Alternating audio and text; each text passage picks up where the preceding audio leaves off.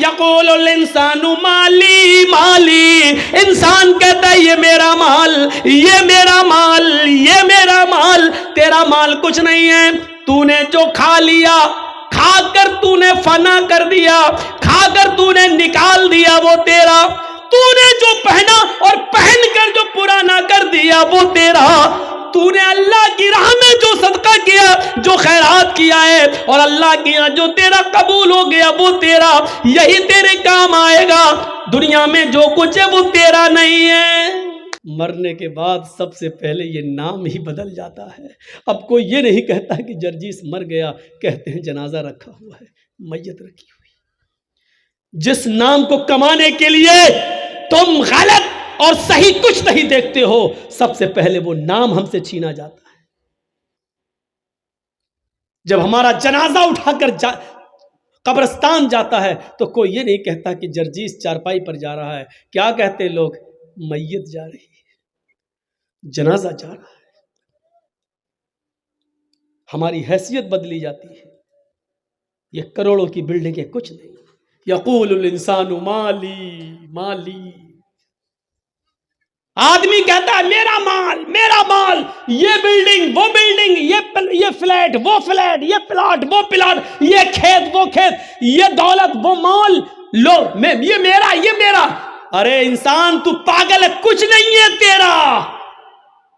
یہ تیرے ذہن کی ناقصی اور کمزوری ہے جو تو ان کو سب سمجھ رہا ہے اپنا۔ یہ تیرا نہیں ہے، تیرا وہ ہے جو تو نے کھا لیا، جو اب تک کھا چکا ہے وہ تیرا ہے، جو اب تک تو نے پہن کر پرانا کر دیا ہے وہ تیرا ہے، اور تیرا وہ ہے جو تو نے اللہ کی راہ میں خرچ کر کے صدقہ و خیرات اور زکوٰۃ دے کر جو تو نے خرچ کر دیا ہے وہ تیرا ہے۔ یہ سب تیرا نہیں ہے۔ آج تیری آنکھ بند ہوئی، تیری اولاد لڑے گی، تیری اولاد لڑے گی۔ اتنا حصہ مجھے، آگے کا تو لے، پیچھے کا ہم لیں، اندر کا تو لے، باہر کا ہم لیں، روڈ کے کنارے کا فلیٹ ہم لیں گے، اندر گاؤں کے اندر کا تم لو۔ لڑیں گے لوگ۔ ہم نے اپنے باپ کی مرتے وقت خدمت کی ہے، تم نے کیا کیا ہے؟ تم کہتے ہو میرا میرا میرا، یہ کچھ تمہارا نہیں ہے۔ آئی یقول الانسان مالی مالی، انسان کہتا ہے یہ میرا مال، یہ میرا مال، یہ میرا مال۔ تیرا مال کچھ نہیں ہے، تو نے جو کھا لیا، کھا کر تو نے فنا کر دیا، کھا کر تو نے نکال دیا وہ تیرا، تو نے جو پہنا اور پہن کر جو پرانا کر دیا وہ تیرا، تو نے اللہ کی راہ میں جو صدقہ کیا، جو خیرات کیا ہے اور اللہ کی راہ جو تیرا قبول ہو گیا وہ تیرا، یہی تیرے کام آئے گا۔ دنیا میں جو کچھ ہے وہ تیرا نہیں ہے۔ یہ ہے ہماری حیثیت۔ 10 لاکھ کا سوٹ پہن لو، لیکن مرنے کے بعد ہمیں وہی 400-500 کا کفن ہی نصیب ہوگا۔ اور یاد رکھو، ہم صرف 2 گج زمین کے مالک ہیں بس۔ اور میں آپ کو پکا یقین دلاتا ہوں، پکا یقین دلاتا ہوں، اس 2 گج زمین کے مالک آپ ایسے ہیں کہ آپ کے مرنے کے بعد بھی وہ 2 گج زمین آپ سے کوئی نہیں چھین سکتا ہے۔ بس جو مرنے کے بعد 2 گج زمین جو آپ کی ہے، جس میں آپ کو جانا ہے، وہی آپ کی ہے اور کچھ نہیں ہے۔ اس قبر کے اندھیرے کو یاد کرو، اس قبر کے کیڑے اور مکوڑوں کو یاد کرو، اس قبر کی دہشت کو یاد کرو، اس قبر کی ہولناکی کو یاد کرو۔ حضرت عثمان غنی کے سامنے جب جہنم کے عذاب کا ذکر ہوتا تھا تو نہیں روتے تھے، لیکن جب قبر کے عذاب کا ذکر ہوتا تو اتنا روتے کہ روتے روتے داڑھی بھیگ جاتی اور آنسوؤں سے زمین تر ہو جاتی۔ پوچھا جہنم کے عذاب کا خوف آپ کو اتنا نہیں ہے، نہیں روتے ہو، اور قبر کے عذاب کا ذکر سنتے ہو تو روتے ہو؟ کیا کہا؟ ہاں، ان القبر اول منزل من منازل الاخرہ، آخرت کی سیڑھیوں میں سے قبر پہلی سیڑھی ہے۔ جو اس سیڑھی سے کامیاب ہو گیا وہ ساری سیڑھیوں پر کامیاب ہو جائے گا، جو اس پہلی سیڑھی پر پھسل گیا پھر وہ اوپر تک نہیں چڑھ پائے گا۔ اس لیے مجھے اس پہلی سیڑھی کی فکر ہوتی ہے، ہمیں اور آپ کو اس پہلی سیڑھی کی فکر کرنی چاہیے۔ ہمارے اور آپ کے اختیار میں کچھ نہیں ہے، نہ ہم کسی کو مار سکتے ہیں، نہ ہم کسی کو جلا سکتے ہیں۔ کیسے کہہ رہے ہو مولانا صاحب؟ معظم پور والوں کا حال نہیں معلوم ہے، روزانہ مارتے ہیں۔ نہیں، یہ تمہاری غلط فہمی ہے. مارنے والا اللہ اور جلانے والا بھی اللہ. اس کی موت کا وقت آ گیا ہے. بہانہ ہے کہ فلاں نے مار دیا، وہ ایک الگ مسئلہ ہے کہ مارنا چاہیے کہ نہیں مارنا چاہیے، وہ پرانی تقریریں اٹھا کر دیکھ لو اور سن لو. لیکن موت کا وقت اس کا آ چکا تھا. سن 1951 کا ایک واقعہ سناتا ہوں آپ کو. گورکھپور میں ایک ریلوے اسٹیشن ہے اور چھوٹی لائن گونڈا تک جاتی ہے. گورکھپور سے گونڈا، گونڈا سے گورکھپور، چھوٹی لائن. گورکھپور سے ایک ٹرین چل رہی ہے اور اس کو بڑھنی کراس کر کے، تلسی پور کراس کر کے بلرام پور اسٹیشن پر رکنا ہے. راپتی ندی کو کراس کر چکی ہے. ٹرین کا ڈرائیور مسلمان ہے، غالباً اس کا نام مشتاق ہے. سن 1951 کی بات کر رہا ہوں. اس نے دیکھا کہ راپتی ندی کو کراس کرنے کے بعد کوئلے والا انجن ہوتا تھا اس زمانے میں. گاڑی چل رہی ہے، ٹرین چل رہی ہے، لیکن اس طرف سے ایک لڑکی بھاگتے ہوئے آ رہی ہے اور وہ ٹرین کی پٹری کے، ٹرین کے سامنے آ کر خودکشی کرنا چاہتی ہے، مرنا چاہتی ہے. ٹرین کے ڈرائیور نے اپنی طاقت کے مطابق بریک لگانا شروع کیے اور اس نے بریک لگائے، ہیوی بریک لگائے. پھر بھی بریک لگاتے لگاتے اتنی ہیوی بریک نہیں لگا سکتا تھا کہ ٹرین پٹری کے نیچے سے اتر جائے. بریک لگایا، ہیوی بریک لگائے، لیکن ٹرین رکتی ہے جہاں رکتی ہے اس کے اور جو لڑکی لیٹی ہوئی تھی ٹرین کی پٹری کے نیچے، اس کے بیچ ایک بالشت کا فاصلہ رہ گیا. ایک بالشت اور اگر ٹرین آگے بڑھ جاتی تو لڑکی مر جاتی. ٹرین کا ڈرائیور جلدی سے انجن سے اترتا ہے، سواری بھی اترتی ہے، چلو لڑکی کو بچ گئی، اس کو نکالیں. لیکن ٹرین کا ڈرائیور جب نیچے اترتا ہے، پٹری کے قریب جاتا ہے، لڑکی کو جھنجھوڑتا ہے، اٹھاتا ہے، تو کیا دیکھتا ہے کہ لڑکی مری ہوئی ہے. ٹرین چڑھی نہیں ہے اس کے اوپر، لیکن ٹرین کے چڑھ جانے کے خوف سے پہلے ہی، ٹرین کے چڑھنے کے سے پہلے ہی حرکت قلب اس کی بند ہو چکی ہے، اس کے دل کی دھڑکنیں بند ہو چکی ہیں. ٹرین کے ڈرائیور سے میڈیا والے انٹرویو لیتے ہیں. اس زمانے کی جو میڈیا تھی، پرنٹ میڈیا، اخبار والی، اس نے کہا کہ میری سروس اس ٹرین کی لائن میں 20 سال ہو چکی ہے، میں 20 سال سے سروس کر رہا ہوں اس ٹرین کے اندر. میں نے اپنی زندگی کے اندر سب سے ہیوی بریک لگائے ہیں، آج تک ایسا ہیوی بریک میں نے نہیں لگایا. میں نے اس لڑکی کو بچانے کے لیے پوری کوشش کی، یہاں تک کہ میں بریک لگانے میں کامیاب بھی ہو گیا. اس لڑکی پر ٹرین نہ چڑھے میں کامیاب بھی ہو گیا. لیکن آج مجھے یقین ہو گیا کہ موت اور زندگی کا مالک کوئی ٹرین ڈرائیور نہیں ہے، بلکہ کسی کی موت اور کسی کی زندگی کا مالک تو اللہ رب العالمین ہے. جب اس لڑکی کو موت کے گھاٹ اتارنا ہی تھا، وہ ٹرین سے مرنا چاہتی تھی، لیکن اللہ نے اس کو ٹرین سے کٹنے سے بچا کر اس کو ہارٹ اٹیک سے مار ڈالا. اس کی حرکت قلب بند ہو جاتی ہے اور دل کی دھڑکن بند ہو جاتی ہے. تو میرے پیارے ساتھیوں، یہاں سے آپ اندازہ لگائیے کہ آپ کسی کو مارنا چاہ رہے ہیں تو آپ نہیں مار رہے ہیں، اس کا وقت آ گیا ہے. آپ کسی کو بچانا چاہ رہے ہیں، ڈاکٹر لاکھ کوششیں کرنے کے بعد بھی، بچانے کے بعد بھی، وینٹیلیٹر پر رکھنے کے بعد بھی، آکسیجن دینے کے بعد بھی کسی کی جان نہیں بچا پاتا ہے، کیونکہ اس کی موت کا وقت آ جاتا ہے. کیونکہ یہ نظام ہمارا اور آپ کے ہاتھ میں نہیں ہے، یہ اللہ رب العالمین کے ہاتھ میں ہے. اگر دنیا میں ہمارے ہاتھ میں اس کا نظام ہوتا تو میرے بھائیوں، دنیا میں پھر کسی آدمی کو موت نہیں آتی. پھر اٹل بہاری جی نہیں مرتے، اندرا گاندھی نہیں مرتی، راجیو گاندھی نہیں مرتے، ضیاء الحق نہیں مرتا، شاہ فہد نہیں مرتے. میرے بھائیوں، موت و زندگی کا نظام یا پوری زندگی کا سسٹم ہمارے اور آپ کے ہاتھ میں نہیں ہے. ہمیں اور آپ کو یہ سوچنا پڑے گا، ایمان اپنا مضبوط کرنا پڑے گا. ایمان، ما تشاؤون الا ان یشاء اللہ، ضروری نہیں تم جو چاہو وہ پورا ہو. تمہارا کام صرف محنت کرنا ہے، تمہارا کام صرف آگے بڑھنا ہے، تمہارا کام صرف کوشش کرنا ہے، اس کو پورا کرنا نہ کرنا میرا کام ہے۔ ابراہیم علیہ السلام نے 90 سال تک تبلیغ کی، لوگوں کو ایک اللہ کی طرف بلایا، ایک اللہ کی طرف دعوت دی، لیکن پوری زندگی میں ان کی 90 سال کی پوری زندگی میں ان کی اوپر کوئی ایمان نہیں لایا، ایک شخص بھی ایمان نہیں لایا، تو کیا 90 سال کی ان کی محنت بیکار کر دی جائے گی؟ آپ کہو گے نہیں ان کی بیوی، تو ان کی بیوی تھی وہ سارا اور ہاجرہ، رشتہ دار کے علاوہ کوئی ایمان نہیں لایا۔ اسماعیل ان کا بیٹا تھا، اسحاق ان کا بیٹا تھا، لوط علیہ السلام ان کے بھتیجے تھے، لیکن باہر کا کوئی آدمی ان کے اوپر ایمان نہیں لایا۔ تو کیا 90 سال کی محنت بیکار ہو گئی؟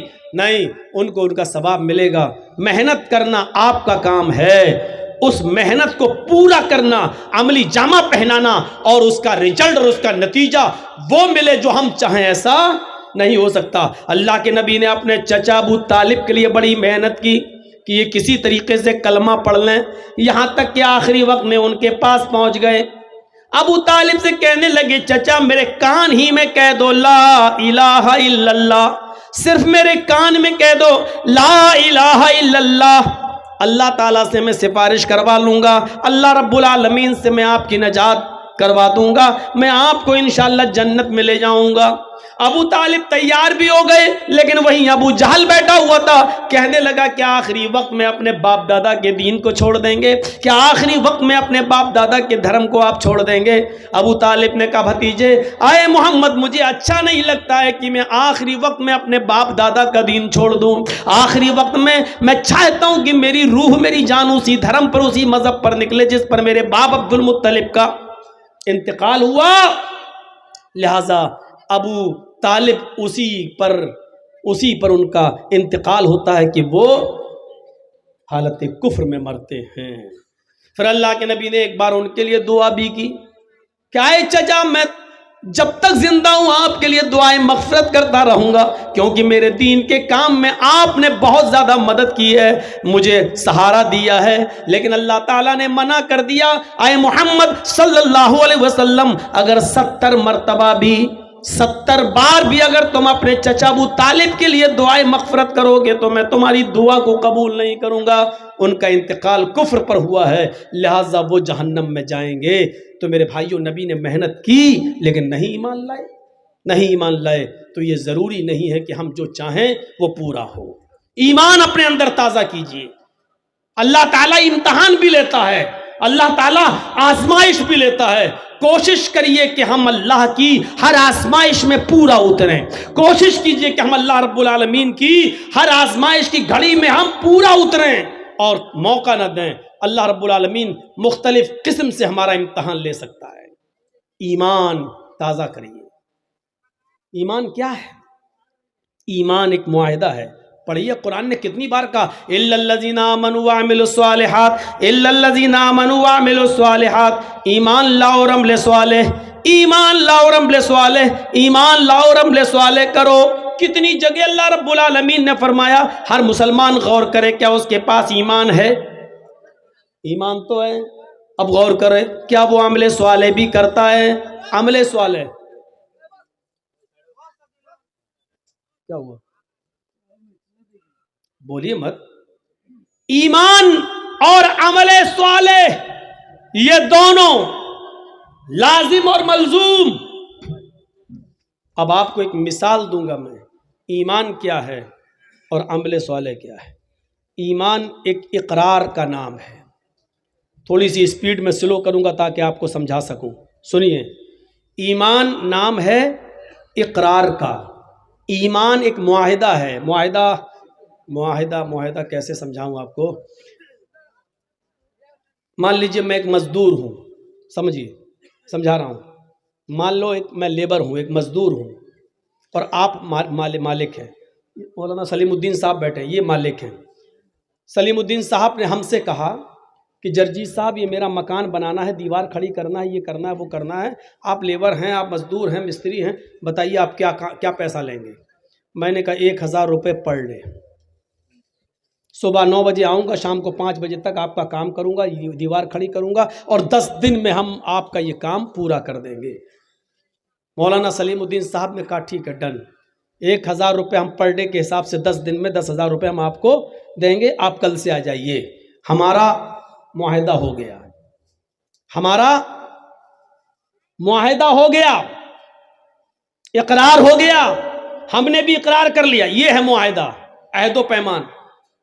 تم 10 دن کام کرو، ہم تمہیں 10 دن کے بعد 10 دن کی مزدوری دے دیں گے۔ میں نے اقرار کر لیا، انہوں نے طے کر لیا۔ ہم کل نہیں پہنچے، پرسوں نہیں پہنچے، تیسرے دن نہیں گئے، 10 دن تک نہیں گئے، اور 11ویں دن سلیم الدین صاحب کے پاس پہنچ گئے اور کہا صاحب آج 11واں دن ہے، 10 دن کی مزدوری ہمیں دے دیجیے۔ ہنس رہے نا؟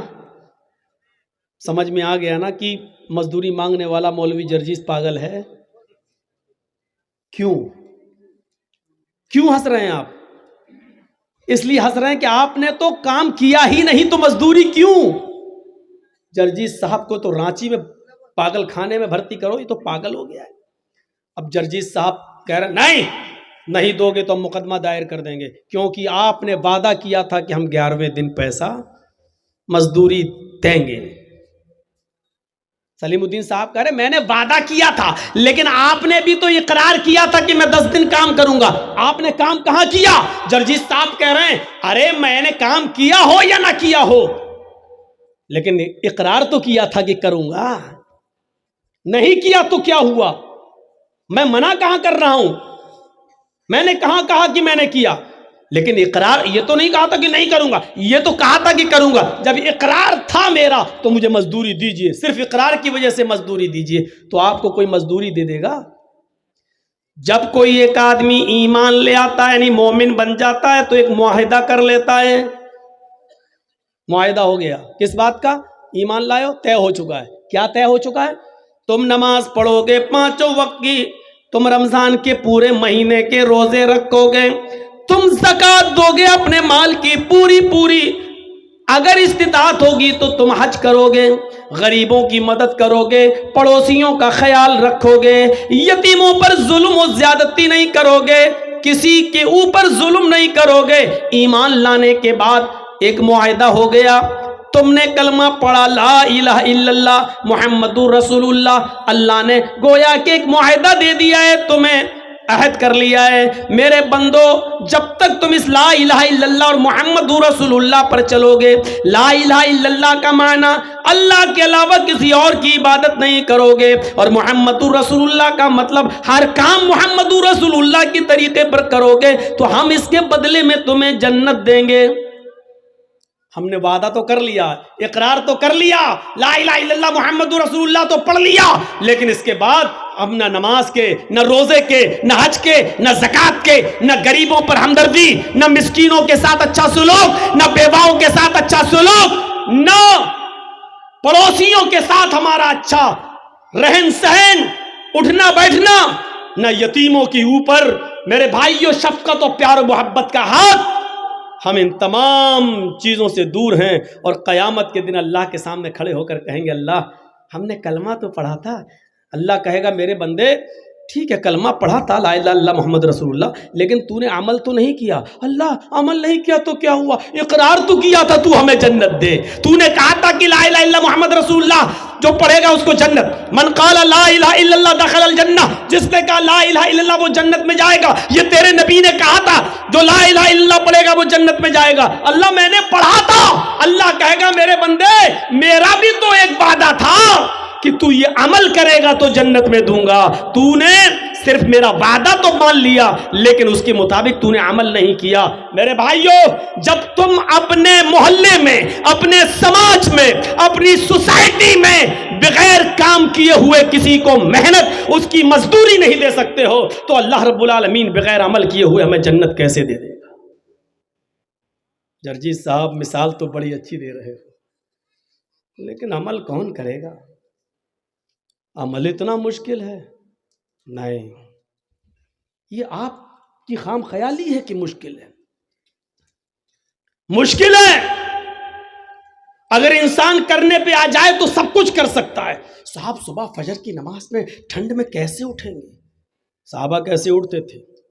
چھوڑیے، آپ کے محلے میں، آپ کے گاؤں میں آپ کہتے ہو کیسے اٹھیں گے، اس گاؤں میں ایسے 80 سال کے بوڑھے بھی ہیں جو اٹھ رہے ہیں، وہ کیسے اٹھ رہے ہیں؟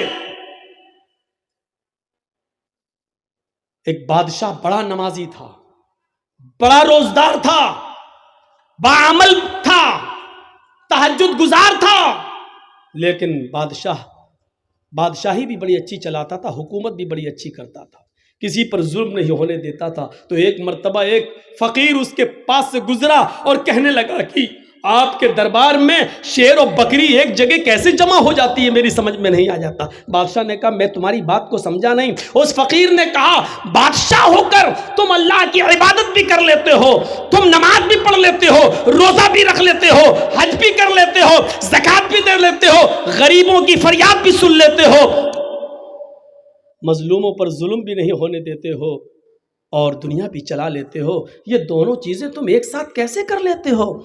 بادشاہ نے کہا دیکھنا چاہتے ہو کہ ہاں؟ کہا 2 جلاد کو بلاؤ۔ 2 جلاد آ گئے، کہا تلوار نکالو۔ جلادوں نے تلوار نکالی۔ بادشاہ نے اپنے ایک نوکر سے کہا 1 پیالہ پانی لے آؤ۔ پانی لے آئے۔ اس فقیر سے کہا پانی پکڑ۔ اس فقیر نے پانی کا پیالہ پکڑا، اور سنو، اس فقیر نے پانی کا پیالہ پکڑا، کہا جاؤ پورا شہر اس کو گھما دو، اور اس فقیر سے کہا جاؤ میرے پورے شہر میں میری عوام کو دیکھ لو کہ کیسے وہ عمل کر رہی ہے، کیا کر رہی ہے، کیا نہیں کر رہی ہے، نماز کتنا پڑھ رہی ہے، روزہ کتنا رکھ رہی ہے، ظلم کتنا کر رہی ہے۔ پانی کا پیالہ اپنے ہاتھ میں لو، جاؤ اور دیکھو۔ اور ان دونوں جلادوں سے کہا اگر اس پانی کے پیالے میں سے ایک بوند بھی چھٹک کر زمین پہ گر جائے تو اس فقیر کی گردن کاٹ دینا اور میرے پاس لے آنا۔ فقیر کہتا کم بخت، میں نے تو پوچھا تھا کہ کیسے، اس نے تو مجھے مصیبت میں ڈال دیا۔ لیکن بادشاہ کا حکم، جلاد نے کہا چل۔ اب وہ پانی کا پیالہ لے کے چل رہا ہے، دھیرے دھیرے چل رہا کہ پانی کی کہیں بوند گر نہ جائے، ایک قطرہ بھی گرا تو جلاد میری گردن اتار لیں گے۔ پورا شہر کا چکر لگانے کے بعد بادشاہ کے پاس آیا۔ بادشاہ نے پانی کا پیالہ پکڑا، رکھ دیا اور کہا اے فقیر بتا تجھے میرا شہر کیسا لگا؟ فقیر نے کہا کون سا شہر؟ بتا میری بلڈنگوں کا کیا حال تھا، میری عوام کیسی لگی؟ کہا بادشاہ سلامت، آپ نے مجھے اس لائق ہی کہاں چھوڑا تھا کہ میں آپ کی عوام دیکھ سکوں، آپ کی بلڈنگ دیکھ سکوں، آپ کے عمارتیں دیکھ سکوں، آپ کی رعایا کا معائنہ کر سکوں۔ آپ نے کہہ دیا تھا کہ اگر ایک بوند بھی گری تو تیری گردن کاٹ دیں گے۔ میری نظر تو پیالے پر تھی، شہر میں کیا ہو رہا ہے مجھے کچھ بھی نہیں معلوم۔ بادشاہ نے کہا یہی جہنم کا ڈر، یہی اللہ کے عذاب کا ڈر مجھے ہر وقت لگا رہتا ہے، اس لیے میں بندوں کے حقوق بھی پورا کرتا رہتا ہوں اور اللہ رب العالمین کی عبادت بھی پوری کرتا رہتا ہوں، اللہ کی عبادت میں بھی کمی نہیں ہونے دیتا ہوں، اور میں اپنی رعایا کے ساتھ بھی کبھی ظلم نہیں ہونے دیتا ہوں، کیونکہ مجھے جہنم کا نقشہ، جہنم کا خوف، عذاب قبر کا ڈر مجھے ہر وقت لگا رہتا ہے۔ میرے پیارے ساتھیوں، ایک نوجوان جب یہ تصور کر لے کہ ہم شراب کی بوتل پی رہے ہیں اس کا عذاب کتنا ہے، ہم جو جوا کھیل رہے ہیں اس کا عذاب کتنا ہے، کلیا چکی سڑکوں پر بکنے والی لاٹری اس کی پرچیاں ہم خرید رہے ہیں اس کا عذاب کتنا ہے، اگر یہ تصور وہ اپنے دماغ میں کر لے کہ اس کا حساب ہمیں اللہ کے ہاں دینا ہوگا تو میرے بھائیوں پھر اس کا دماغ کبھی ان چیزوں کے اندر نہیں لگے گا۔ آج ہم اس لیے دور ہیں ان تمام چیزوں سے کیونکہ جہنم کا خوف اور عذاب قبر کا ڈر نہیں ہے ہمیں اور ہمارے اور آپ کے اندر۔ اس لیے تصور کیجئے کہ بادشاہ نے کیا کہا تھا، پانی دیکھ رہا گر نہ جائے۔ اب وہ کہہ رہا بتاؤ کیسا لگا شہر؟ کہ تیرا برا ہو، تو نے شہر دیکھنے کے لائق ہی کہاں چھوڑا ہم کو۔ جو آدمی جہنم کے عذاب سے ڈر جائے اور اللہ کے عذاب کے بارے میں تصور کر لے، پھر وہ آدمی دنیا میں کیا رہ جاتا ہے، اس کو اچھی لگے گی؟ یہ دنیا بہت بوڑھی ہو چکی ہے میرے بھائیوں، سن لو، یہ بہت دنوں سے اللہ کے رسول کو تو گئے ہوئے 1400 سال ہوا ہے، نبی سے پہلے عیسیٰ اور نبی کے درمیان 500 سال کا فاصلہ، پھر عیسیٰ سے پہلے کوئی نبی، پھر ان کے درمیان فاصلہ، اور ایسے لیتے ہوئے چلے جاؤ حضرت آدم علیہ السلام تک، وہاں کے بعد سے اس دنیا کو سوچو اور سوچ کر غور کرو کہ یہ دنیا کتنی عمر رسیدہ ہو چکی ہے، لیکن جب ایک عورت بوڑھی ہو جائے تو رشتہ نہیں آتا ہے اس کے پاس. ایک عورت بوڑھی ہو جائے تو اس کو کوئی دیکھنے کے لیے تیار نہیں ہوتا ہے میرے بھائیوں، کیونکہ وہ بوڑھی ہو چکی ہے. اب وہ نہ بچے پیدا کرنے کے لائق رہ گئی ہے، نہ شادی کے لائق رہ گئی ہے. یہ دنیا جو اتنی بوڑھی ہو چکی ہے، اے نوجوانوں، یہ دنیا پھر ہمیں اچھی کیسے لگتی ہے؟ یہ دنیا پھر ہمیں گوارا کیسے ہو جاتی ہے؟ اس دنیا کو بوڑھا سمجھ کر ہم اس کو ریجیکٹ کیوں نہیں کر رہے ہیں؟ یہ دنیا پرانی ہو چکی ہے، پھر ہم اس دنیا کے پیچھے کیوں پڑے ہوئے ہیں؟ اللہ کے نبی نے فرمایا ارتحلت الدنیا مدبرتن وارتحلت الاخرۃ مقبلتن. لوگو، یہ دنیا پیٹھ دکھاتی جا رہی ہے، یہ تم سے منہ پھیرتی جا رہی ہے. والآخرۃ مقبلتن، اور آخرت تمہارے پاس آتی جا رہی ہے. آخرت تمہارے پاس آتی جا رہی ہے. یعنی آپ 40 سال کے تھے، آج 45 سال کے ہو گئے. دنیا نے تمہیں اتنی سال کے لیے پیٹ دکھا دی ہے، یعنی دنیا نے تمہیں چھوڑ دیا ہے. 45 سال تم دنیا سے دور ہو گئے ہو. والآخرۃ مقبلتن، اور آخرت قریب آ رہی ہے، یعنی تم آخرت کے اتنے قریب ہو گئے ہو. 5 سال کے بعد تم 50 سال کے ہو جاؤ گے. دنیا 50 سال تم سے دور ہو جائے گی اور آخرت تم سے اور قریب ہو جائے گی 5 سال. تو کیا کہا؟ ارتحلت الدنیا مدبرتن، دنیا پیٹ دکھا رہی ہے. دنیا تمہیں پیٹ دکھا کر پیچھے کی طرف بھاگ رہی ہے، تمہیں اکیلا چھوڑتی ہوئی جا رہی ہے. والآخرۃ مقبلتن، اور آخرت تمہارے قریب آتی جا رہی ہے. اور ان دونوں میں سے ہر ایک کی اولاد ہے، اور ان دونوں میں سے ہر ایک کی اولاد ہے، یعنی دنیا کے بھی بیٹے ہیں اور آخرت کے بھی بیٹے ہیں. دنیا کے بھی بیٹے ہیں اور آخرت کے بھی بیٹے ہیں. کونوا ابناء الآخرہ ولا تکونوا ابناء الدنیا. وہ لوگوں آخرت کی اولاد بنو، دنیا کی اولاد نہیں. لوگوں آخرت کے بیٹے بنو، دنیا کے بیٹے نہیں. لوگوں آخرت کی اولاد بنو، دنیا کی نہیں. یہ وہ دنیا ہے، وہ دنیا جس کا تم بیٹا بننا چاہے تو یہ باپ تمہیں چھوڑ دے گا، لیکن آخرت ایسا باپ ہے تمہارا جو تمہیں ہر حال میں لے کر رہے گا. لیکن وہاں اعمال چلیں گے، وہاں یہ نہیں دیکھا جائے گا کہ تم اوریجنل میں کس کے بیٹے تھے. یہی بات تو اللہ کے نبی جناب محمد رسول اللہ صلی اللہ علیہ وسلم نے کہی تھی. اے میری بیٹی فاطمہ، دنیا میں جو چاہے مجھ سے مانگ لے، دنیا میں جو چاہے مجھ سے لے لے. یا فاطمہ بنت محمد سلینی من مالی ما شئتی انی لا اغنی عنک من اللہ شیئا. اے میری بیٹی، دنیا میں جو چاہے مجھ سے لے لے، دنیا میں جو فرمائش کرنا چاہے میں پوری کر دوں گا، لیکن آخرت میں تیرے کوئی کام نہیں آؤں گا. ولا اغنی عنک من اللہ شیئا، قیامت کے دن میں تیرے کوئی کام نہیں آؤں گا. یہی تو ہے اللہ تبارک و تعالیٰ نے فرمایا اپنے اعمال کا ذخیرہ لے کر میرے پاس آنا، ورنہ قیامت کا دن ہوگا یوم یفر المرء من اخیہ و امہ و ابیہ و صاحبتہ و بنیہ. قیامت کا دن ہوگا یوم یفر المرء من اخیہ، انسان اپنے بھائی کو دیکھ کر بھاگے گا. و امہ و ابیہ، اپنی ماں کو دیکھ کر بھاگے گا. و ابیہ، اور اپنے باپ کو دیکھ کر بھاگے گا. و صاحبتہ و بنیہ، اپنی بیوی کو دیکھ کر بھاگے گا، اپنی اولاد کو دیکھ کر بھاگے گا. ایک ایک نقشہ دیکھو. دنیا میں اگر آپ کے بھائی کو کوئی بھائی مار دے تو آپ اپنے بھائی کی موت کا بدلہ لینے کے لیے اپنی جان کو داؤں پہ لگا دیتے ہو کہ کمینے تو نے میرے بھائی کا مرڈر کیسے کیا. قیامت کا دن ہوگا، وہاں بھائی بھائی کے لیے کچھ نہیں سوچے گا. سوچے گا یہ میرا بھائی کہیں میرے سامنے نہ آ جائے اور کہیں مجھ سے ایک دو نیکی نہ مانگ بیٹھے. یوم یفر المرء من اخیہ، کہیں مجھ سے میرا یہ بھائی ایک نیکی کا سوال نہ کر بیٹھے، اس لیے بھائی سے بھائی بھاگے گا. یوم یفر المرء من اخیہ و امہ، وہ ماں جس کی تکلیف آپ برداشت نہیں کرتے ہو، تھوڑی سی کھانستی ہے تو آپ کو نیند نہیں آتی ہے اور آپ سرکاری ہاسپٹل میں یا پرائیویٹ ہاسپٹل میں اپنی ماں کا علاج کرانے کے لیے فوراً توڑ پڑتے ہو. میرے بھائیو، قیامت کے دن آپ اپنی ماں کو دیکھ کر بھاگیں گے کہ مجھ سے میری ماں ایک نیکی نہ مانگ بیٹھے. وہ ابھی، اور اپنے باپ کو دیکھ کر بھاگو گے کہ مجھ سے یہ میرا باپ کہیں ایک نیکی نہ مانگ بیٹھے، ایک نیکی کہیں مجھ سے نہ مانگ بیٹھے. وصاحبتی وہ بنی، اور آپ کی وہ بیوی کہ ایک رات بھی جس کو آپ اپنے سے جدا کرنا گوارا نہیں سمجھتے، اور وہ بیوی جس کی طرف آپ اتنا انہماک اور اتنے مشغول رہتے ہیں کہ آپ کی بیوی کو کوئی دوسرا دے کے تو آپ برداشت نہیں کرتے ہیں۔ میرے بھائیوں تصور کرو کہ یہ بیوی ہمارے سامنے ہوگی قیامت کے دن، لیکن دیکھنے کی جرت نہ ہوگی، بلکہ آدمی اپنی بیوی کو دیکھ کر بھاگے گا، کہیں مجھ سے میری بیوی ایک نیکی نہ مانگ بیٹھے۔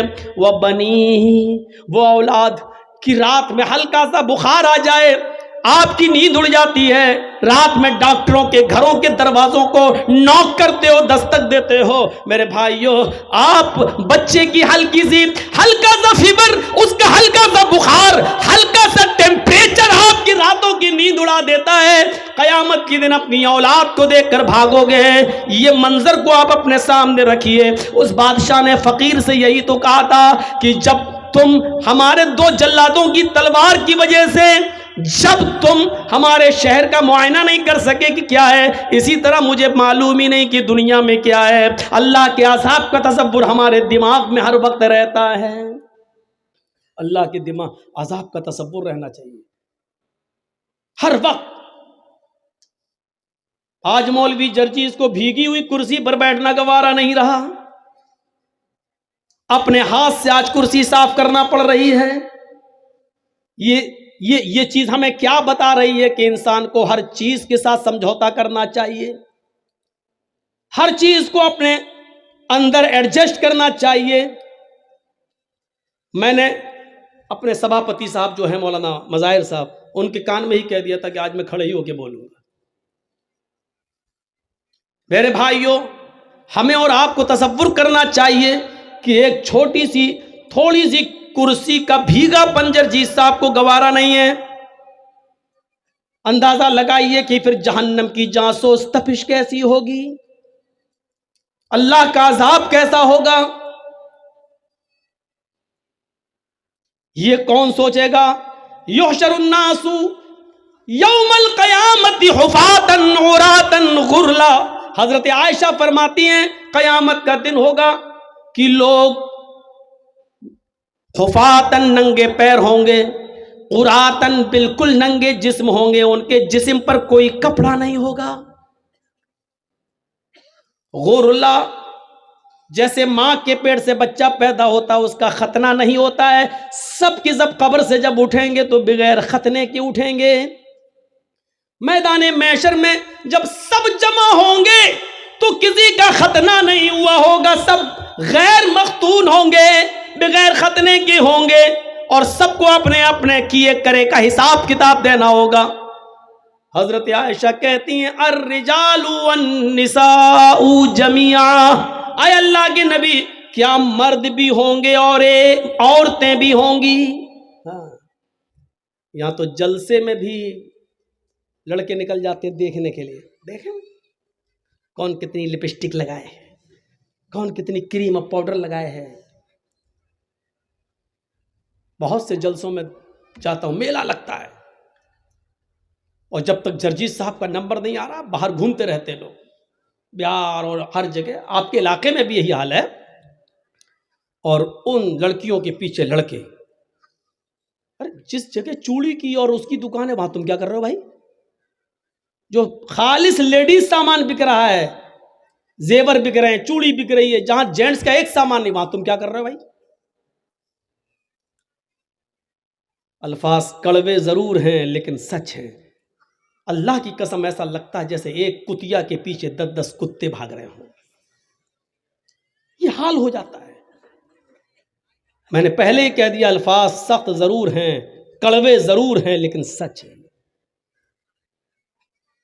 حضرت عائشہ کہتی ہیں الرجال والنساء جميعا، اے اللہ کے نبی کیا اس میدان محشر میں مرد بھی ہوں گے عورتیں بھی ہوں گی؟ قال نعم، نبی اکرم کا جواب سنو، ہاں مرد بھی ہوں گے عورتیں بھی ہوں گی، مرد بھی ہوں گے عورتیں بھی ہوں گی۔ امام کائنات نے جب یہ کہا تو حضرت عائشہ رونے لگی اور روتے ہوئے کہنے لگی ینظر بعضهم الی بعض، اے اللہ کے نبی کیا مرد عورتوں کو اور عورتیں مردوں کو دیکھ رہی ہوں گی میدان محشر میں؟ کیا مرد عورتوں کو اور عورتیں مردوں کو دیکھ رہی ہوں گی؟ اللہ کے نبی اس کا جواب کیا دیتے ہیں؟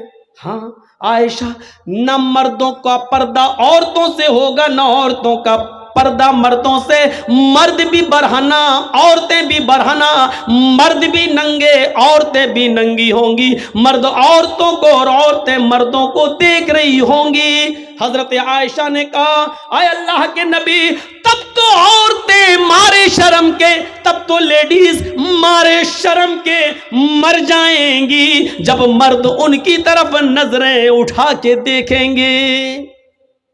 یہاں اگر کوئی لڑکی پر لڑکا نظر نہ ڈالے نہ دیکھے تو وہ کہتی ہے میرے میک اپ میں کمی تو نہیں ہے، میرا ڈریس تو صحیح ہے کہ نہیں، پھر لڑکا دیکھ کیوں نہیں رہا ہے؟ یہاں یہ حال ہے اور وہاں کیا ہوگا؟ حضرت عائشہ کیا کہہ رہی ہیں؟ تب تو عورتیں مارے شرم کے مر جائیں گی جب مرد ان کی طرف نظریں اٹھا کے دیکھیں گے۔ اللہ کے نبی فرماتے ہیں عائشہ اتنی پرواہ کس کو ہوگی کہ کوئی مرد کسی عورت پر شہوت کی نظر ڈال سکے، گندی نظر ڈال سکے، غلط نظر سے دیکھ سکے؟ معاملہ اتنا سخت ہوگا کہ ہر انسان کو سورج کی گرمی اور اس گرمی سے نکلنے والے پسینے سے بچنے کی فکر ہوگی۔ میدان محشر میں وہ سورج جو 7 نیزے کے فاصلے پر 1 میل کے فاصلے پر ہوگا اور اس کی گرمی سے جسموں سے پسینہ ٹپک رہا ہوگا اور لوگ اپنے پسینوں میں ٹخنوں کے برابر، پنڈلی کے برابر، گھٹنے کے برابر، ران کے برابر، کمر کے برابر اور گلے تک ڈوب رہے ہوں گے۔ ہر انسان کو یہ فکر ہوگی کہ ہم اپنے آپ کو بچائیں، کوئی کسی کے اوپر گندی نظر ڈالنے کی جرات نہیں کرے گا۔ یہ چیز ہمیں کیا بتلا رہی ہے؟ وہ بادشاہ نے جو کہا تھا وہ اس کے سامنے یہی سب تو ہے، یہی سب تو تھا۔ اللہ کے نبی سے کسی نے پوچھا آپ کی عمر 63 سال 63 سال اتنی زیادہ تو نہیں ہوئی ہے کہ داڑھی کے بال سفید ہو جائیں؟ آج کل تو 40 سال کی عمر میں 30 سال کی عمر میں سفید ہونے لگتے ہیں۔ اس کی وجہ یہ ہے کہ جو بھی ہم صابن استعمال کرنا چاہتے ہیں کر لیتے ہیں کیمیکل والا، جو شیمپو لگا رہے ہیں وہ ہے، اور جو تیل جو بھی آئل ہم سر میں ڈال رہے ہیں اس وجہ سے آج ان کیمیکل، ورنہ 60 سال کی عمر تک بال کہاں سفید ہوتے ہیں؟ تو میرے بھائیوں اللہ کے رسول سے صحابہ نے کہا آپ کے بال عمر سے پہلے سفید کیسے ہو گئے ہیں؟ آپ کے اوپر بڑھاپا کیسے نظر آ رہا ہے؟ تو اللہ کے نبی نے جواب یہ نہیں دیا تھا کہ میری 4 بیٹی ہے زینب، رقیہ، ام کلثوم اور فاطمہ، مجھے ان کی شادی کرنا ہے، ان کا گھر بسانا ہے، ان کے لیے لڑکے دیکھنا ہے۔ یہ جواب نہیں دیا تھا کہ مجھے بیٹیوں کی ٹینشن ہے، مجھے بیٹوں کی ٹینشن ہے۔ اللہ کے نبی نے اس کا جواب یہ دیا تھا کہ مجھ پر جو بڑھاپا ٹائم سے پہلے جو تم دیکھ رہے ہو، بیفور ٹائم جو بڑھاپا میرے اندر دیکھ رہے ہو، جو اولڈنس میرے اندر دیکھ رہے ہو، یہ بیفور ٹائم اولڈنس جو میرے جسم پر، میرے شریر پر تمہیں شو ہو رہی ہے، دکھائی دے رہی ہے، مجھے سورہ نبا نے، سورہ حاقہ نے، سورہ قیامہ نے، سورہ دہر نے مجھے بوڑھا کر دیا ہے۔ ان صورتوں میں قیامت کا جو ہولناک منظر بیان کیا گیا ہے، اس ہولناک منظر نے ہمیں بوڑھا کر دیا ہے۔ مجھے ہر وقت اللہ کے سامنے جواب دہی کی فکر ہوتی ہے۔ وہ چیز ہمیں کیوں نہیں ہوتی؟ کیسے ایک آدمی سگریٹ کو اپنے منہ پہ رکھ لیتا ہے، کیسے ایک آدمی شراب کی بوتل اٹھا کر پی لیتا ہے، کیسے ایک آدمی اذان ہو رہی ہے اور کیرم بورڈ کھیلنا گوارا کر لیتا ہے، کیسے ایک شخص، میرے بھائیوں انڈیا پاکستان کا میچ آ رہا اور یہاں اذان ہو رہی ہے اور وہ دیکھ رہا ہے، سوچ رہا کہ نماز بھی ضروری ہے اور یہ بھی ضروری ہے۔ اگر یہ میچ 5 اوور ختم ہو گئے تب تک تو، اور ہمیں نماز پڑھنے چلا گیا تو میچ کا مزہ نہیں لے پاؤں گا۔ جبکہ جماعت پڑھ کے بھی آ سکتا ہے، نہیں صاحب میچ ختم ہو جائے گا، ارے لوگ بتا دیں گے کون جیتا، ارے لوگ بتا تو دیں گے، لیکن ایک ایک بال کا جو ٹیسٹ، جو مزہ آ رہا ہے وہ ہم پھر نہیں لے پائیں گے۔ اس چکر میں وہ نماز نہیں پڑھتا ہے اور میچ دیکھ لیتا ہے، یہ کیسے گوارا کر؟ میں نے کل اورنگ آباد کے اندر ایک واقعہ بیان کیا تھا، میں چاہتا ہوں کہ چونکہ آپ کی تعداد اتنی زیادہ نہیں ہے اس لیے اس واقعے کو یہاں بیان کر دیتا ہوں، کل انشاءاللہ کچھ نئی چیزیں ہمارے آپ کے سامنے رہیں۔ سنیے قرآن کریم نے کیا کہا ہے، وَمَنْ أَعْرَضَ عَنْ ذِكْرِي فَإِنَّ لَهُ مَعِيشَةً ضَنْكًا۔ میں جانتا ہوں کہ بارش ہو چکی ہے، میں جانتا ہوں یہاں جو لوگ بیٹھے ہوئے ہیں وہ یقیناً ان کے دلوں میں ایمان ہے، اس لیے وہ بارش کے ان قطرات میں بھی یہاں بیٹھے ہوئے ہیں، اور اللہ کی قسم اوپر سے ٹپکنے والے پانی کی قطرے اور بوندیں میرے اوپر بھی گر رہے ہیں۔ جب آپ بیٹھے ہیں تو مجھے سنانے میں کوئی حرج نہیں ہے، سنیے۔ نماز چھوڑنا ایک الگ چیز ہوتی ہے، سن لیجئے، اور نماز سے اعراض کرنا ایک الگ چیز ہوتی ہے۔ وَمَنْ أَعْرَضَ عَنْ ذِكْرِي، جس نے میرے ذکر سے اعراض کیا، مرد بھی سنیں عورتیں بھی سنیں، اور بہت آسان اردو اور ہندی میں، جو میرے ذکر سے اعراض کرے گا، جو میرے ذکر سے اعراض کس کو کہتے ہیں؟ چلیے پہلے پتا، جو میرے ذکر سے یعنی نماز سے منہ پھیرے گا، منہ موڑے گا، فَإِنَّ لَهُ مَعِيشَةً ضَنْكًا، ہم اس کے لیے روزی تنگ کر دیں گے۔ روزی بند کر دیں گے نہیں کہا اللہ نے، روزی تنگ کر دیں گے، یعنی پیسہ تو بہت آئے گا اس کے پاس لیکن رکے گا نہیں۔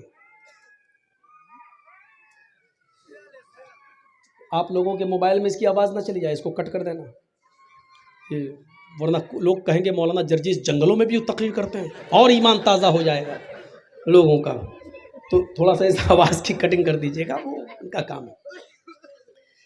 وَمَنْ أَعْرَضَ عَنْ ذِكْرِي فَإِنَّ لَهُ مَعِيشَةً ضَنْكًا، جو اللہ کے ذکر سے اعراض کرے گا، منہ موڑے گا، ہم اس کی روزی بند کر دیں گے، بند نہیں تنگ کر دیں گے، ٹائٹ، اس کی روزی کو ہم تنگ کر دیں گے۔ تنگ کرنے کا مطلب ہوتا ہے پیسہ بہت آئے گا لیکن رکے گا نہیں، 50,000 روپے ایک دن میں ہماری آمدنی ہو گئی، لیکن شام تک کبھی بیوی بیمار، کبھی بچہ بیمار، کبھی باپ بیمار، سب ختم، 5,000 قرض اور لے لیا۔ ہوتا ہے کہ نہیں ہوتا ایسا بہت سے؟ ہمارے اور آپ کے ساتھ جب ایسا ہوتا تو ہم لوگ کیا کرتے ہیں؟ مولانا صاحب، مسجد کے امام کے پاس جاتے ہیں، مولانا صاحب کیا برکت نہیں ہو رہی ہے؟ کیسی برکت؟ ارے پیسہ تو بہت آتا ہے لیکن رکتا نہیں ہے۔ تو وہ مولوی کیا کر لے گا؟ اگر مولوی کے پاس پیسے کو روکنے کی طاقت ہوتی تو بیچارہ 5,000 روپے میں وہ کیوں نماز پڑھاتا؟ اللہ نے بتایا تم جب میری ذکر میری نماز سے منہ موڑو گے ہم تمہاری روزی تنگ کر دیں گے۔ تم نماز 5 وقت کی پڑھنا شروع کر دو اور پابندی کے ساتھ پڑھنا شروع کر دو۔ اذان کے وقت تمہیں کام کی فکر نہیں، نماز کی فکر ہونی چاہیے، جماعت کی فکر ہونی چاہیے، پھر دیکھو تمہاری روزی میں کیسے برکت ہوتی ہے۔ 50,000 نہیں آئے گا، 2,000 آئے گا لیکن رکے گا۔ آپ 1,800 خرچ کر پائیں گے لیکن 200 بچے گا۔ 1,000 آئے گا، آپ 800 خرچ کر پائیں گے لیکن 200 بچے گا۔ یہاں تو 50,000 آ رہا ہے، بچتا ہی نہیں ہے، کوئی یہ بیمار، کوئی وہ بیمار، کوئی۔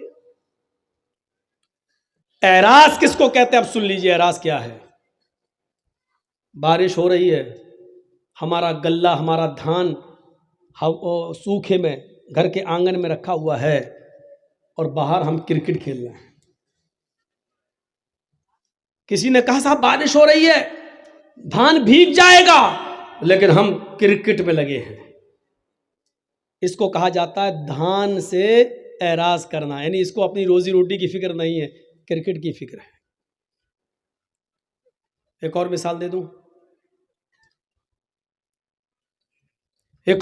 دے دوں، بچہ رو رہا ہے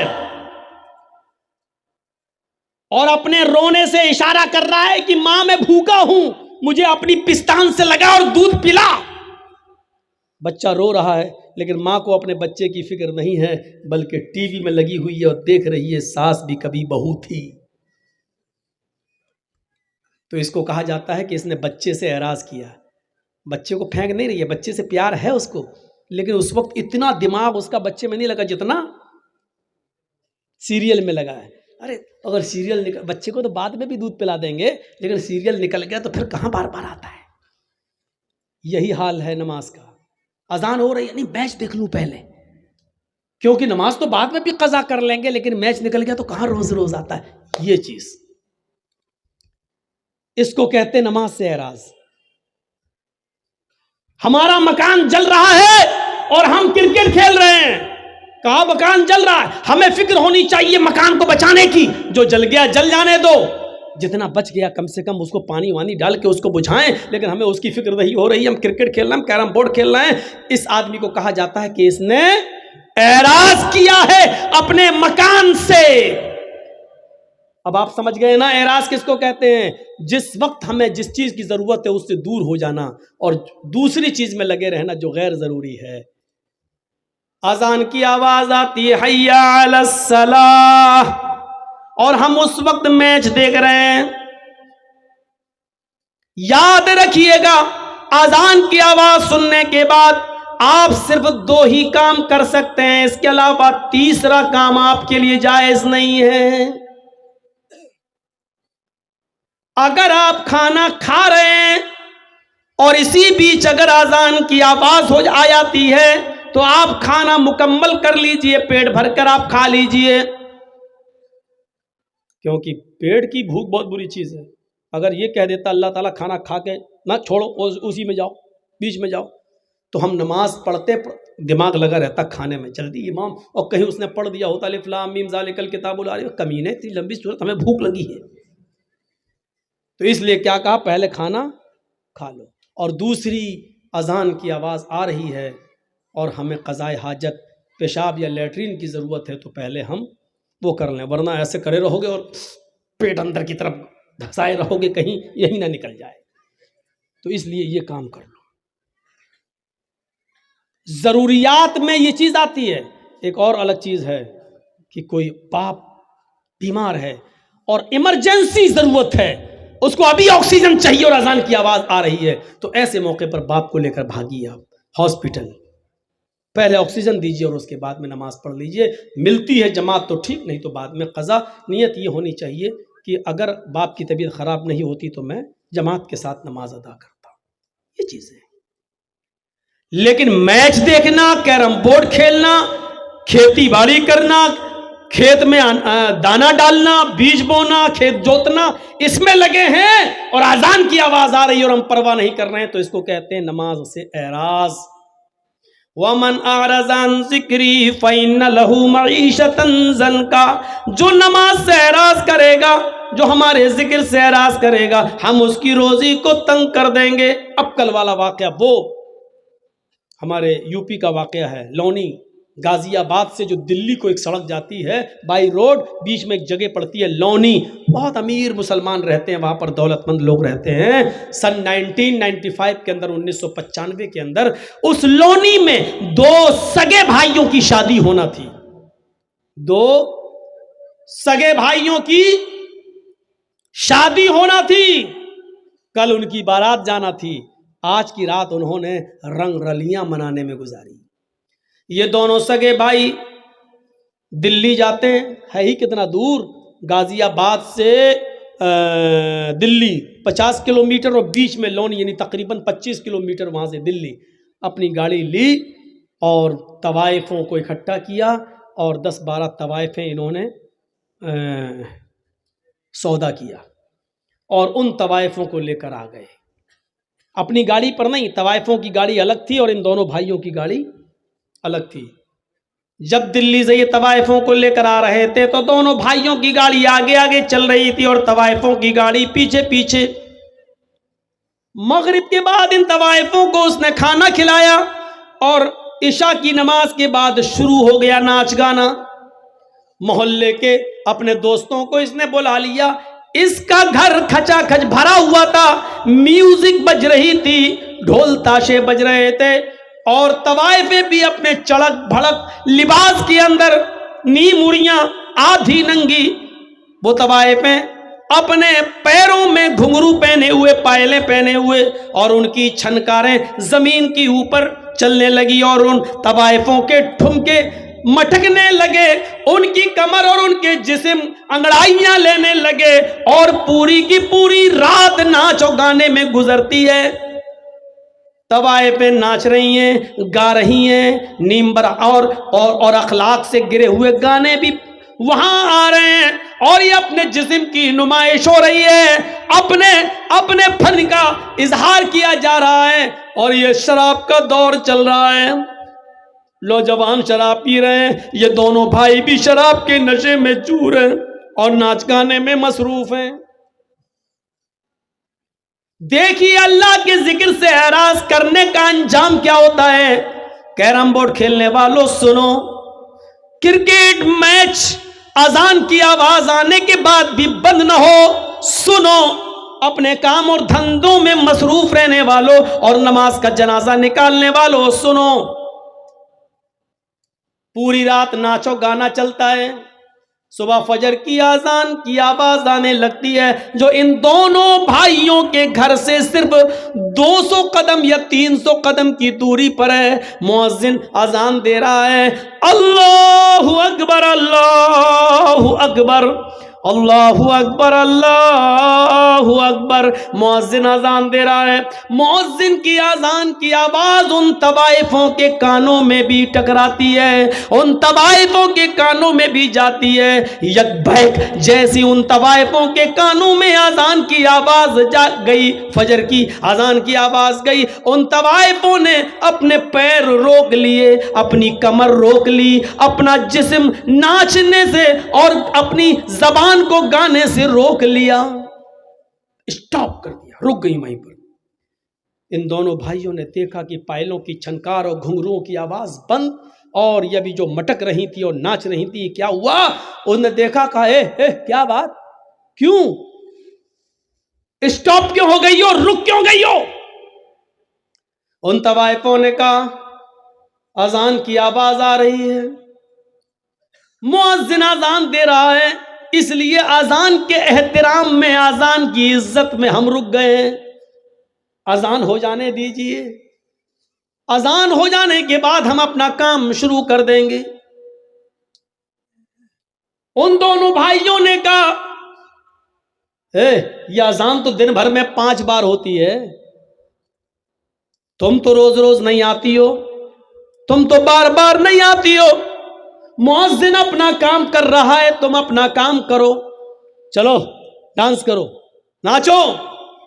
ان دونوں طوائفوں نے کہا دیکھو ہم بھی مسلمان، ان طوائفوں نے کہا ہم بھی مسلمان ہیں، مانا کہ ہم بہت غلط کام کر رہے ہیں، لیکن اذان کی عزت ہم کرتے ہیں، اذان جب ہوتی ہے تو ہم کوئی دھندا نہیں کرتے ہیں، ہم غلط کام روک دیتے ہیں، کم سے کم تھوڑی دیر کی تو بات ہے۔ ان دونوں بھائیوں نے کہا مزدوری لینا یا نہیں لینا ہے، پیسہ لینا یا نہیں لینا ہے۔ ان طوائفوں نے سوچا کہ پوری رات کی محنت مزدوری کہیں یہ مار نہ لے، تھوڑا سا بہانہ اس کو مل جائے تو کہیں یہ غصب نہ کر لے، اس لیے کہنے لگی، انہوں نے ناچنا شروع کر دیا۔ یہ ناچ اور یہ گانا اذان کے وقت بھی ہونے لگا، ادھر اذان ہو رہی ہے اور ان کے گانے چل رہے ہیں، یہ اذان بھی گزر گئی، ناچ گانا تھوڑی دیر کے لیے بند ہوا، لیکن ان دونوں بھائیوں کے اصرار پر پھر شروع ہو گیا، اور صبح کے 7 بجے تک یہ ڈانس، یہ ناچ، یہ گانا چالو رہتا ہے۔ اس کے بعد ختم، طوائفوں کو پیسے دیے، ان طوائفوں نے کہا دیکھو تم مجھے لے کے آئے ہو، تم مجھے چھوڑنے بھی جاؤ گے، راستے میں لوگ ہمیں لوٹ لیتے ہیں، ہمارے غلط ہونے کا غلط فائدہ اٹھاتے ہیں، ہمیں کھینچ کر کھیتوں کی طرف لے جاتے ہیں، ہماری عزت کی چھلنی چھلنی کر دیتے ہیں، تم لے کر آئے ہو، مجھے چھوڑنے بھی جاؤ۔ ان دونوں بھائیوں نے کہا چلو، دن میں 2 بجے بارات جانی ہے، 4 بجے بارات جانی ہے، مغرب کے بعد نکاح ہونا ہے، عشاء کے بعد رخصتی ہونا ہے، ہم تمہیں چھوڑ آتے ہیں، 25 کلومیٹر ہی تو ہے یہاں سے دلی۔ ان دونوں بھائی اپنی گاڑی میں بیٹھتے ہیں، ڈرائیور کو اپنے آگے کی سیٹ پر بٹھاتے ہیں، دونوں بھائی پیچھے بیٹھتے ہیں۔ طوائفوں کی گاڑی اب آگے آگے چل رہی ہے اور ان دونوں بھائیوں کی گاڑی پیچھے پیچھے چل رہی ہے۔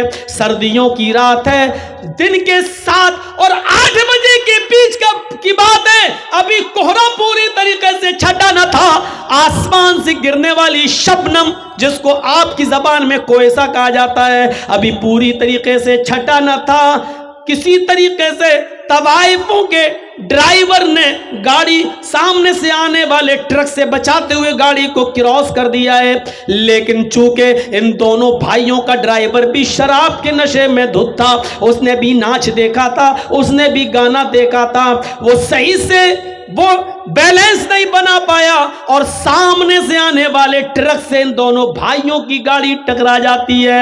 ٹکر اتنی تیز تھی کہ ان دونوں بھائیوں کی گاڑی 25-30 فٹ دور ایک کھائی میں گرتی ہے اور چاروں طرف سے پچک جاتی ہے۔ فوراً لوگ جمع ہو جاتے ہیں، کسی طریقے سے اس گاڑی کی کھڑکی توڑی گئی اور ان دونوں بھائیوں کی اور ڈرائیور کی لاش نکالی گئی۔ اللہ گواہ ہے، اللہ کی قسم، جب ان دونوں بھائیوں کی لاش نکالی جا رہی تھی تو پہچان میں نہیں آ رہا تھا کہ بڑے بھائی کی لاش کون سی ہے اور چھوٹے بھائی کی لاش کون سی ہے۔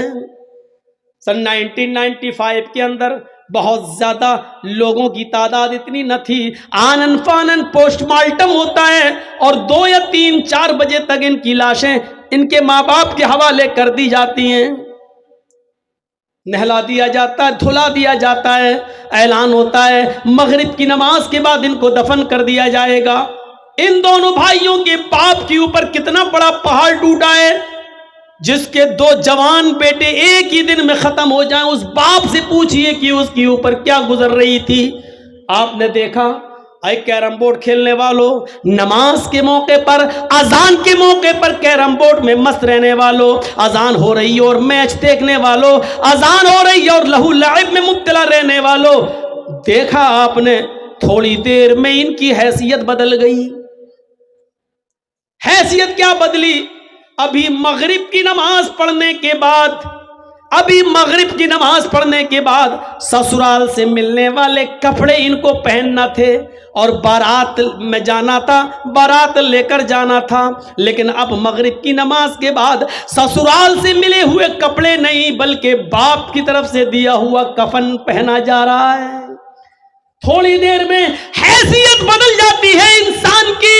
یہ انسان اتنا کمزور ہے، اتنا کمزور ہے، اتنا کمزور ہے میرے بھائیوں کہ ابھی تھوڑی دیر کے بعد ان کو نئے کپڑے پہننا تھے اور نئے کپڑے پہن کر سسرال کی طرف جانا تھا، اس گاؤں کی طرف جانا تھا جہاں دونوں لڑکیاں رہتی ہیں، ان کے یہاں بارات لے کے جانا تھا۔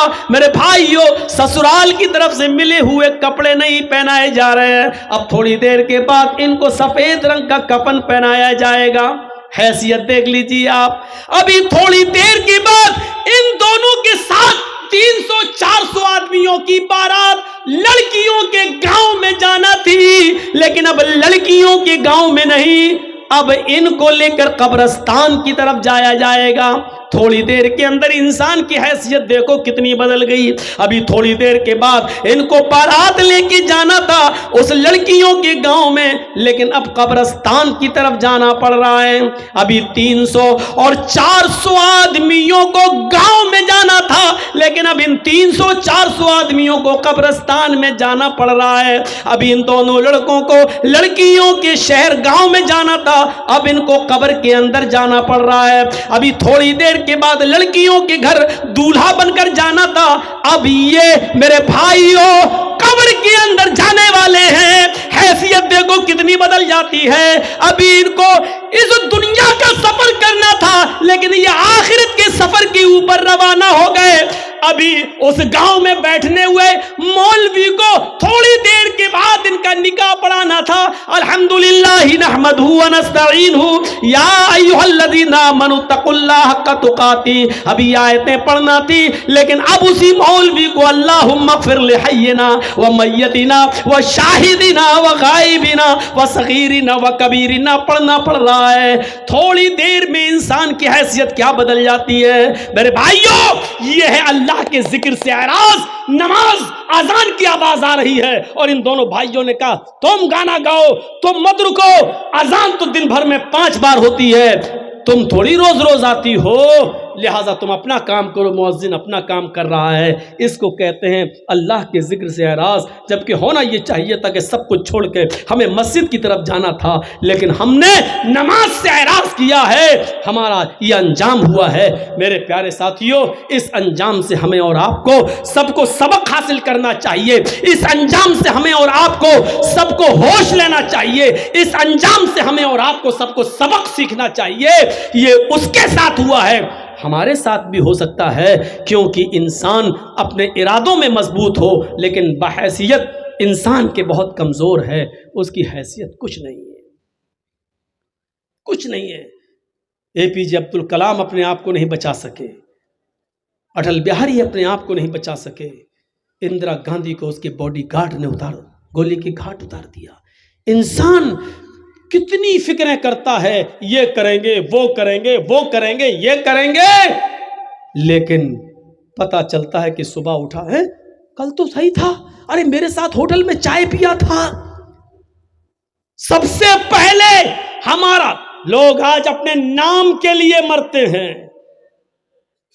मुझे जर्जीज कहते हैं, मालूम है ये क्या है?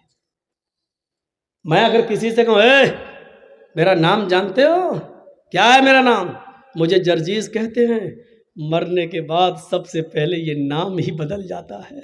अब कोई ये नहीं कहता कि जर्जीस मर गया, कहते हैं जनाजा रखा हुआ है, मैयत रखी हुई।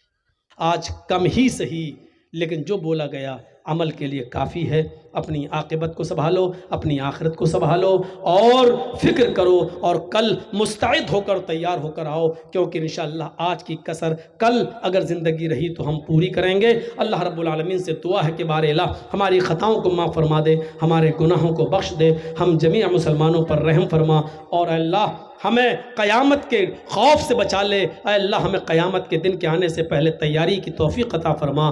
जब तक तू हमें ज़िंदा रख, इस्लाम पे ज़िंदा रखना, और जब हमारा ख़ात्मा हो तो ईमान पर हमारा ख़ात्मा फरमाना। वमा अलैना इल्लल बलागुल मुबीन व आखिरु दअवाना अनिल हम्दुलिल्लाहि रब्बिल आलमीन। अस्सलामु अलैकुम व रहमतुल्लाहि व बरकातुहू।